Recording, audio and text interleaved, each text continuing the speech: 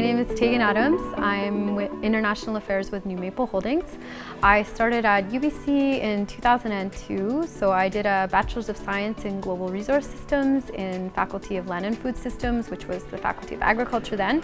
And then I did my Master's of Science in an Integrated Studies discipline. I focused on trade policy and agricultural economics. I wanted to figure out how to put a value on something that was important to me. And when I thought about things that were important to me, I decided that it was the earth and the soil and plants were the three big things that I wanted to figure that out for. I can't say that I expected to work in the cannabis industry. It wasn't an industry that was available when I was at school. So primarily for me, when I was looking at jobs, I was just trying to figure out where am I going to have the most fun and meet the best kind of people. And the way I got into cannabis primarily, I was actually working on life cycle assessments and carbon accounting and trade policy. So when cannabis came, actually a lot of the people that I worked on in carbon trade and carbon accounting, they also moved into cannabis because for a few reasons. One, it was exciting, so the same kind of people that were attracted to the exciting new industry went also into cannabis. And it was also a new regulatory thing, so people with a policy background or trade background could go into that. One of the most important things for me at UBC was the UBC Farm, or the Center for Sustainable Food Systems. I joined the Friends of the UBC Farm Club. It was a community group at the time. That group was probably my most important group of friends at school, and the UBC Farm is one good example. That was what was important to me.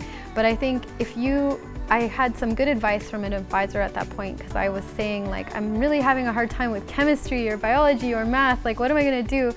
And she said, yeah, you have to find something more important than those courses that is going to make those courses feel like they're easy. And for me, that was a community group and the UBC Farm. So I think figuring out who you are in your community, if you can do that and find a strong social network, that will help your coursework feel like it's not difficult.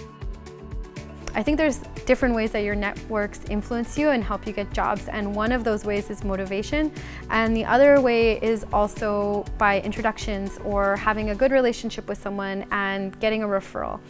And for sure, in school, I did a lot of time doing research and teaching because I had to always pay for my own tuition, and living in Vancouver was very expensive. So I always had a lot of jobs, and I was always wanting to make sure I did a really good job at my job because I wanted to get more of it. So, making sure that you're doing a good job and finding something that is important to you so that you're in a good mood also while you're doing that job was something that helped me as well.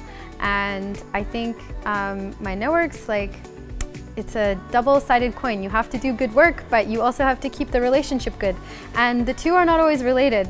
And I think that's always the part to focus on, is where is the balance between those two things to get referrals and find the next step and open up doors to new ways of finding work.